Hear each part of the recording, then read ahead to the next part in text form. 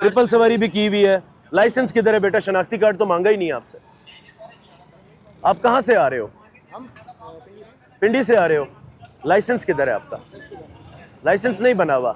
Sir kindly bike बंद करें, हद होती है एक चीज की, ठीक है बेटा बाइक बंद होगा। नहीं जुर्माना नहीं है, जुर्माना नहीं है। क्या मतलब? छुड़वा के आए हो? चलान करवा के आए हो? पीछे